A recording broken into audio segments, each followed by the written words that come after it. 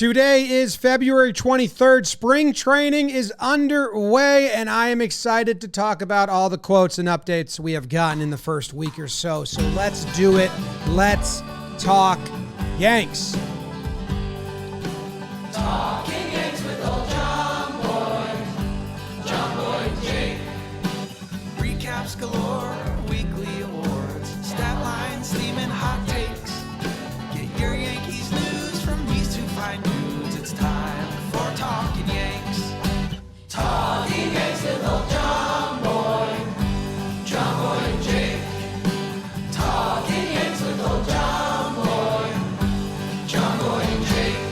Hello and welcome to Talkin' Yanks, presented to you by SeatGeek. Use code Yanks when you do. It's episode number 852. Jake isn't here. It's myself, Big Baby David producing, and we are talking spring training. I was in St. Lucia for Jake's wedding, where he still is, following along on Twitter. A lot of updates, a lot of fun quotes, a lot of good updates, some bad updates.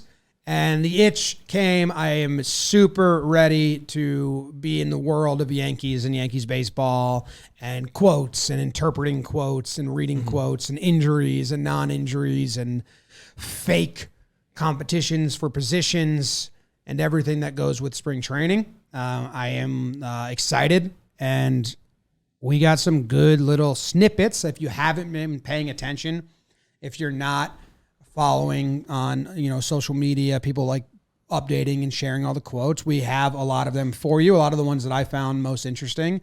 And that's what today's show is going to be. It's brought to you by Athletic Greens. All great athletes play for the Yankees, and they also have another thing in common. They take care of their bodies, which we will be talking about today. DJ talked about taking care of his body.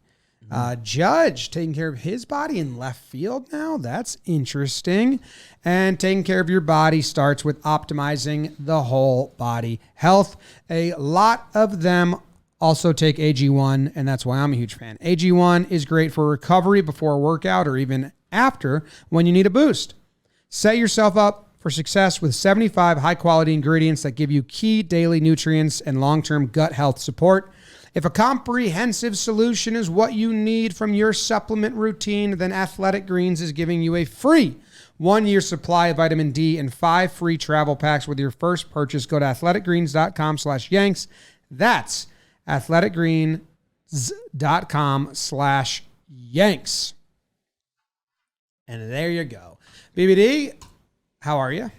Doing well. PPPs have started rolling out. Everybody check those out. I have no idea what I said on any of them because we filmed them so long ago. I think Sevy's came out today, and we talked about like World Baseball Classic. Was that episode? That was, I think that morning it was announced he wasn't going to be on it. So we are up to, we didn't say anything that's not true. Nice. We haven't had to redo one yet. Usually there's always oh shit, we got to redo this one or make an amendment or cancel this one. On TPPs, I think Jake and I filmed like a amendment, just like, hey, by the way, this was before they traded Cole Irvin, and they also traded other guys. But nice.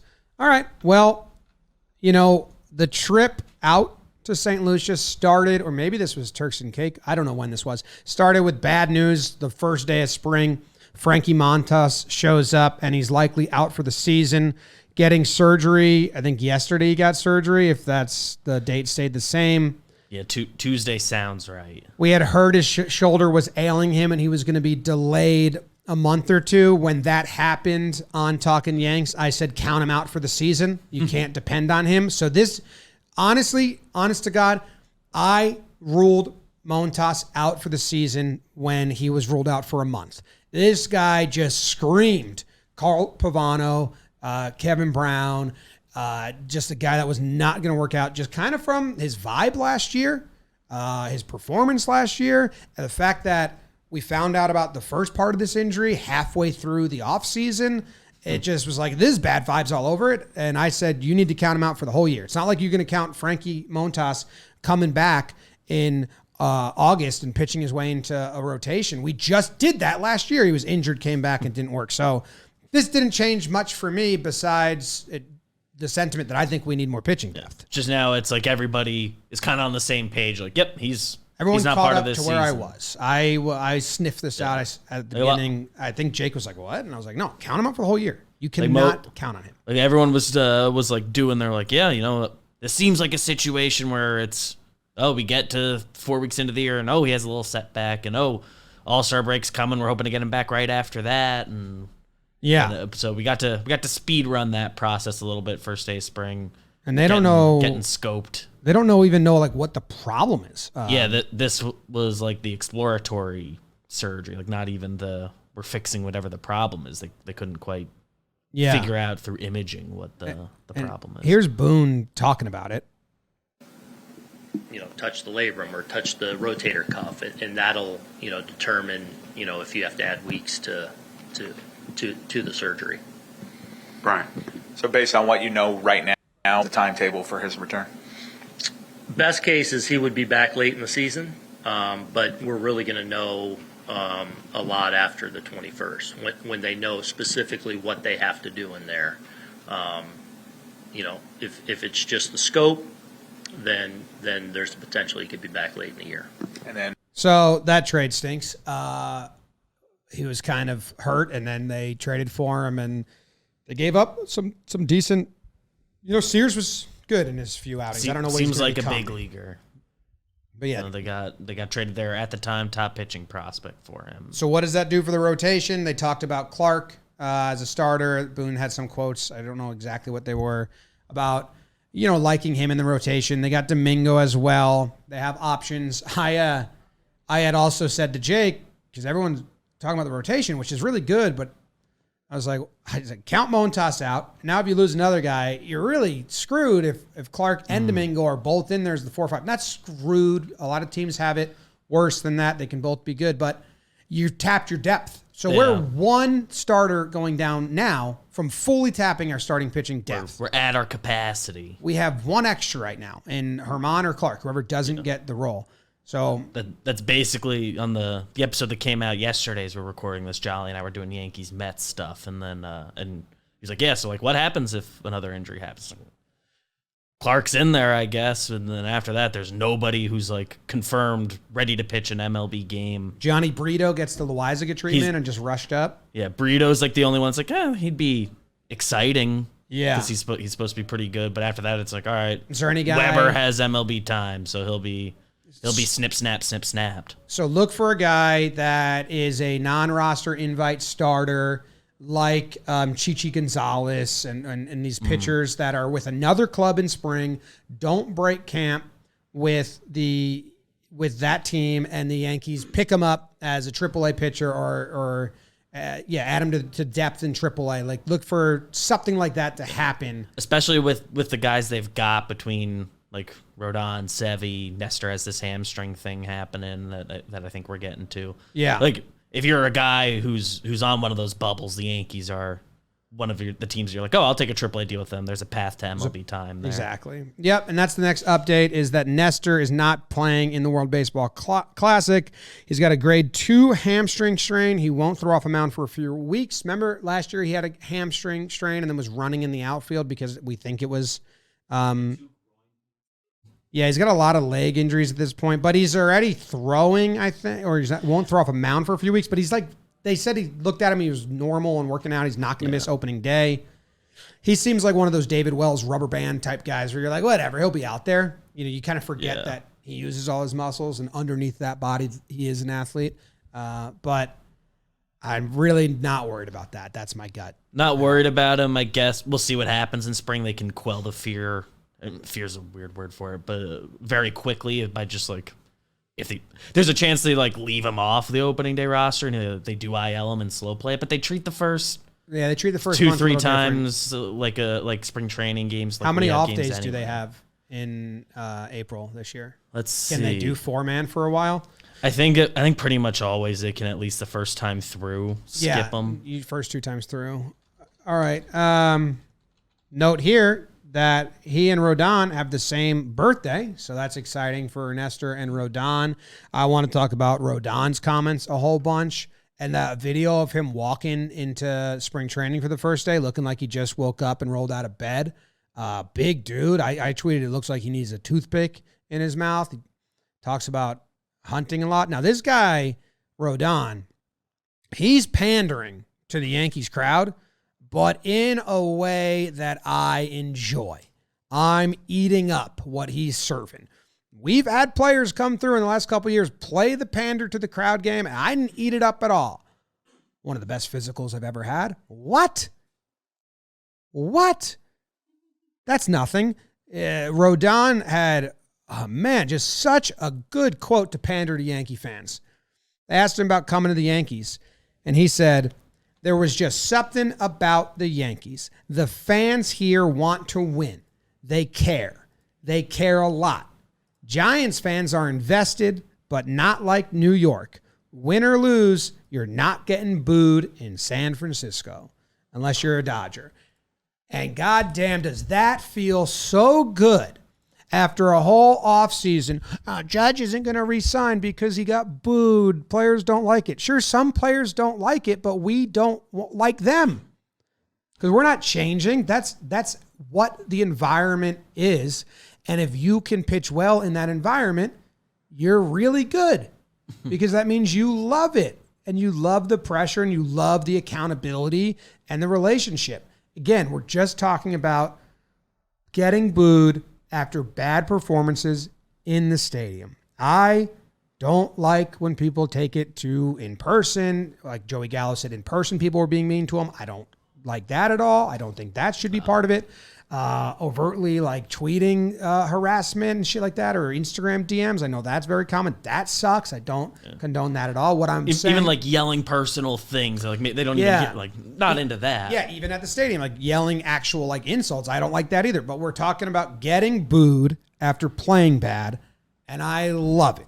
And the players that love it play really well. So we'll see. I mean, he's got to prove that he likes this. It's got to happen to him.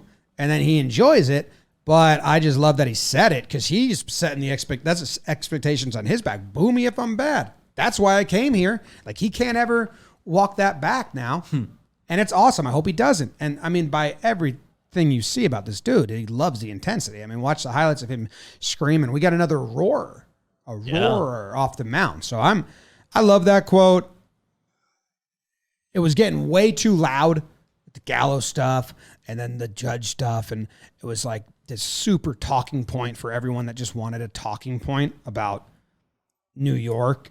And people don't like the Yankees anyway. And it was starting to become bizarre to me. Like, are you guys serious? You really think he's going to turn to anyone? And anyone that doesn't want to come because of that, great.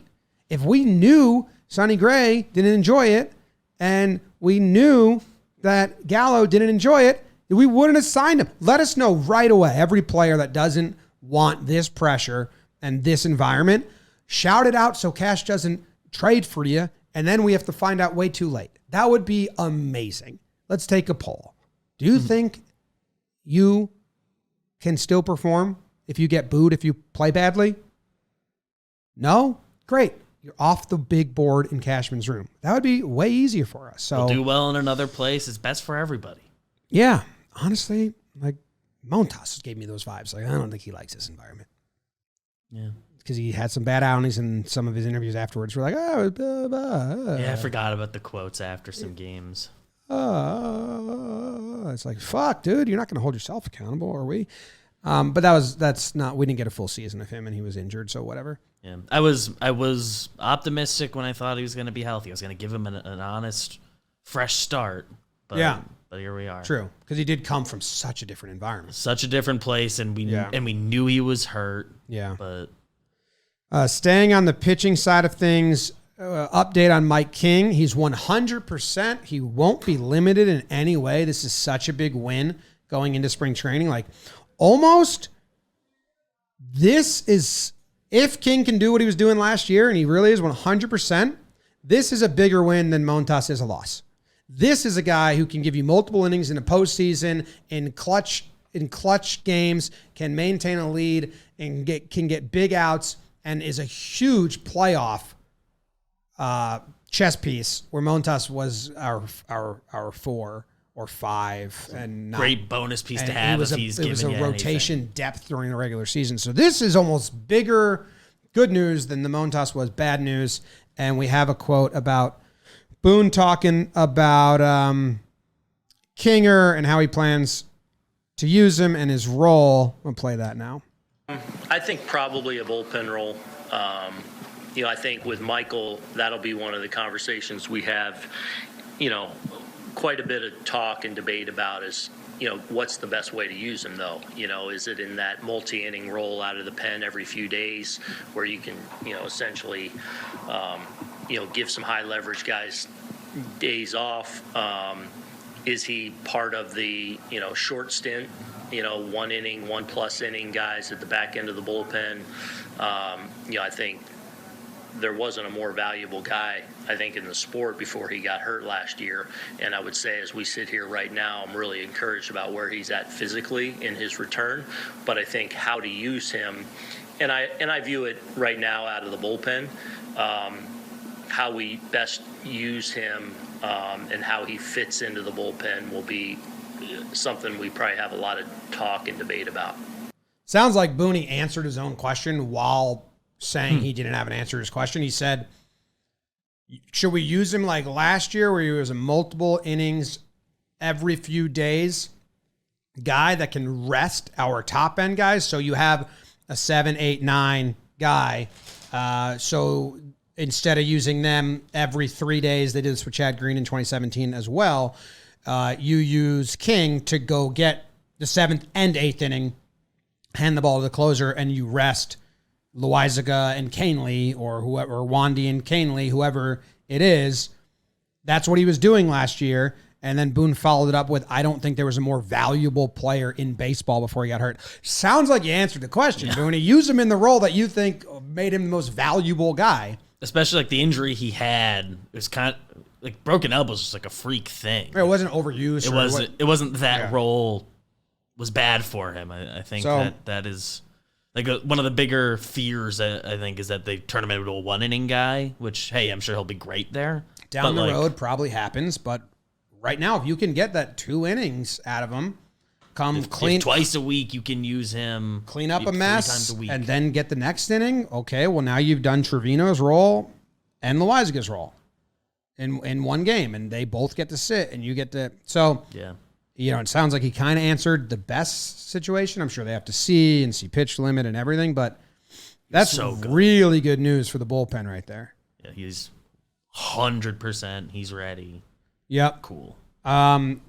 Let's stick with some good quotes because I like good quotes. And one is about Judge not going to the World Baseball Classic to stay and help his teammates. And if you want to help your brain out, BetterHelp is sponsoring this segment. And BetterHelp will help you live a more empowered life. Therapy can get you to where you want to be. Visit BetterHelp.com/Yanks today to get 10% off your first month. That's BetterHelp, HELP.com/Yanks. Working with a therapist can help you get closer to the best version of you. Last year, we saw the best version of Judge. A lot of quotes and questions about, can he top that? Does he do it again? And Stanton and everyone is saying the right thing. Well, if he has good at-bats and puts the bat on the ball, why shouldn't he? Judge is saying, obviously, blah, blah, blah, blah. Obviously, you're not going to say, yeah, I'm going to do better. Yeah, my goal is to replicate it because it's an amazing season he had last year. Yeah. Of course, he'd love to do it again. Yeah, he did say, and I'll get to the World Baseball Classic in a little bit, but he did say, and this was a fun little tidbit. Now, we've known since 2017 spring, if you've been following that long, that Judge has a notes app in his phone that he writes down the goals for that year. And in 2017, his notes app had his slash line from his MLB playing time in 2016 as motivation and kind of like a goal, like be better than that, dude. So this year he did give us one of the things he wants to change or work on. I think contact rate is something I want to improve on, maybe mixing in a no stride. I talk with other big leaguers around the game who I admire their swing, and I was like, hey, let's go out to dinner, let's talk, let's hit in the cage, let me pick your brain a little bit about what you do in the box, what you think. So there's just some guys I talk to that have some really good two strikes approaches, and we might be mixing that in there, from time to time. So contact rate with 2 strikes on him is something he wants to change. So you can look for this to be practiced in spring. He's saying no stride. So we've seen, stride, no stride. It's almost become, I'm working on a new pitch. I'm working on my changeup, spring training. I'm working on my cutter. Pitchers are always working on a new pitch in spring. Now this has been happening. IKF worked on a new stride last spring and then scrapped it during the season. And Judge no strided all of last spring, correct? I think so, yeah. I think he did no stride all of last spring, but didn't bring it into the season.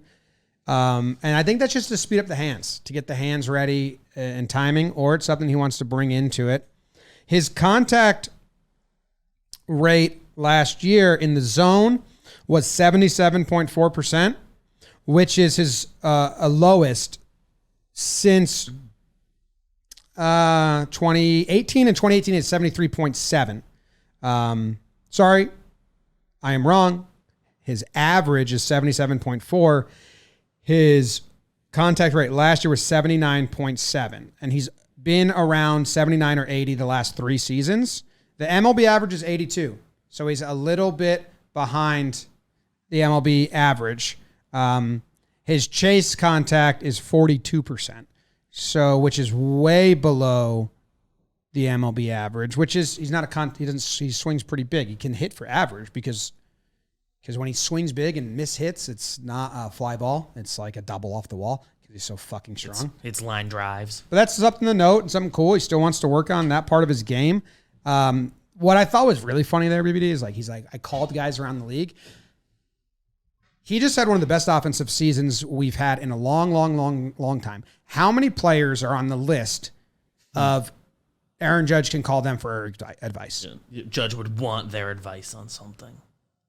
Can't be a whole lot, especially with 2 strikes like Rizzo. Rizzo with 2 has strikes, he's close to their approach. friends, but Trout. Yeah, he has DJ's number. DJ's contact-oriented approach. If Judge is calling you and saying, "Hey, I got a question for you," you'd be like, okay, Yeah, I have I've a got million several for you. coming back. How do you hit it so far? Well, dude, you just got to be 6'7", and you got to be really strong. Oh shit. So, I probably chalk this up to a spring training thing that probably gets dropped, but the no stride, the 2 strike, he voiced it out loud, which is his way of holding himself accountable. He probably has so many other goals and that he's not going to share because if you don't hit it, then people don't know that you failed on a goal. This is one that he voiced to us. He let us know, which holds him accountable, and we can kind of check in on it, and that's cool. Yeah. That's fun. Good to have a little insight into what he's thinking going into this year, what changes might be coming.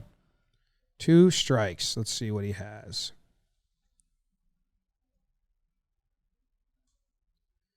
Nope, I can't find it. Oh, because on Baseball Reference they use 2. Count.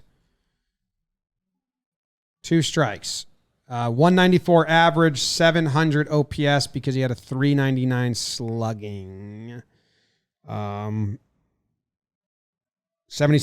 better than the average player in the league with 2 strikes. Get a hit for power, that'll happen.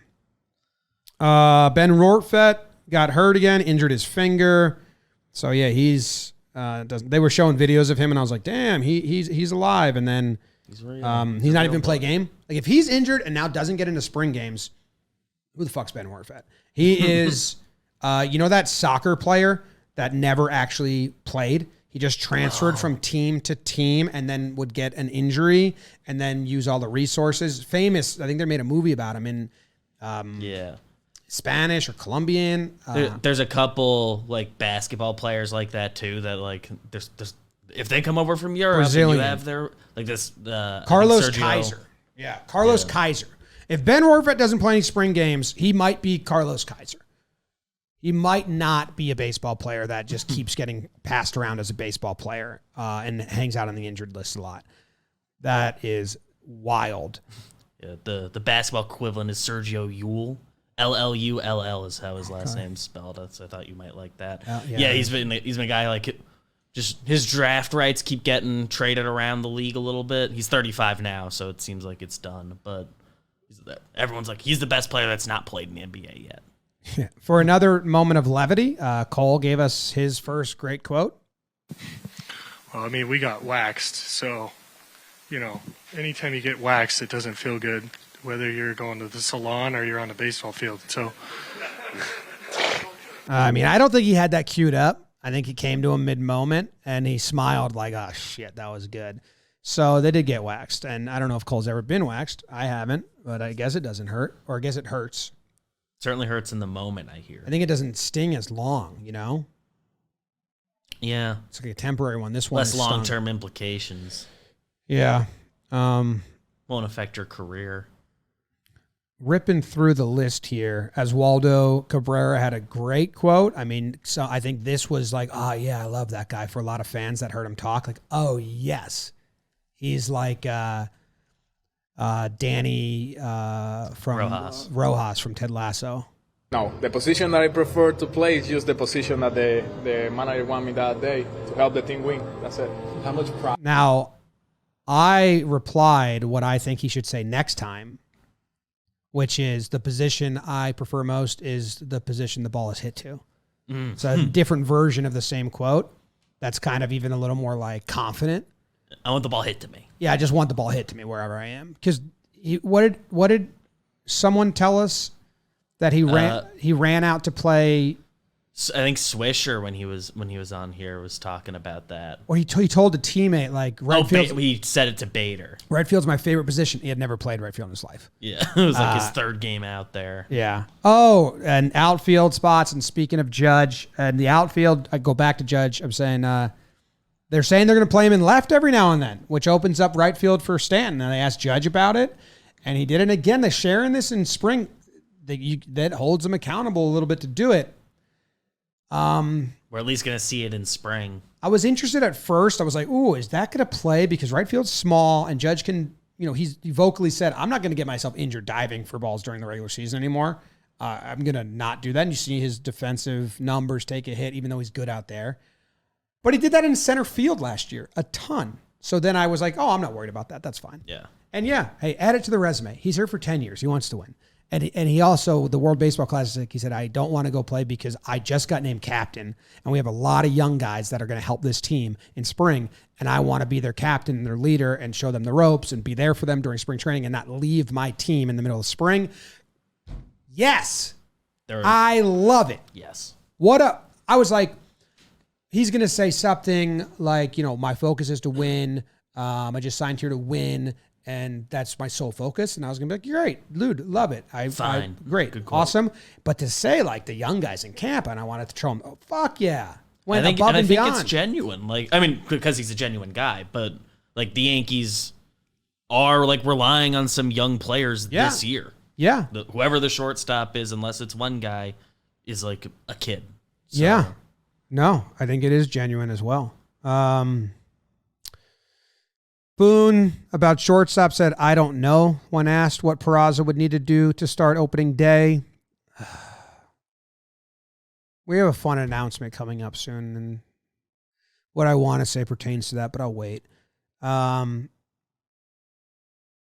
said, I view this as a situation that could change throughout the season. The guy there on opening day may not be there on day 10, whatever.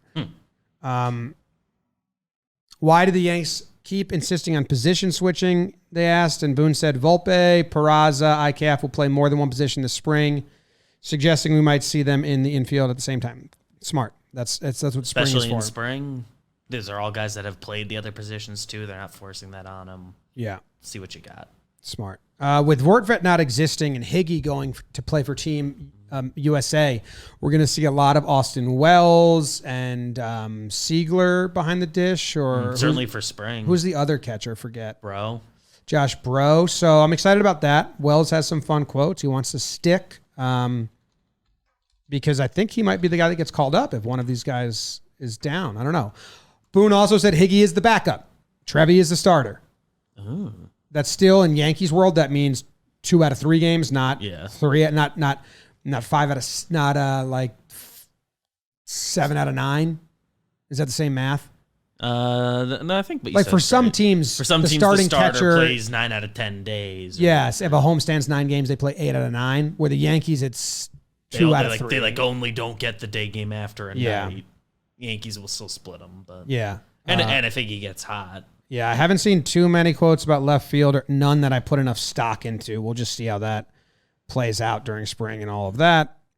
The last topic I want to touch on before we get out of here, keep this nice and short and sweet for you guys, is DJ. DJ is 100%. He is ready to go.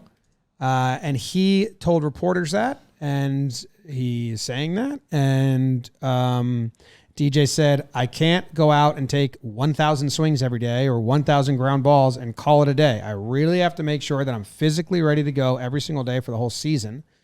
It's a weird example. Was he doing that? Taking that many swings, ground balls, just practicing a ton? I don't know. But I get what he's saying. Like he has to be a little saying more, like he can't do that without feeling like he's 100% ready? Like, yeah, wait until he's ready to play. Like maybe he kept trying to come back, and now it's like, no, just sit it out and wait. Well, that's good. I tweeted this out at Boom Roasted the Yankees. I said, oh, great. You have a top 10 third baseman, according to the people that make the list at MLB. I don't fully necessarily agree with everyone on the top 10, but they say he's a top 10 third baseman. And you have a top 10 second baseman in Gleyber Torres, who was a top 10 second baseman last year. That's easy. They'll play. One of them plays second. The other plays third. Rizzo's at first.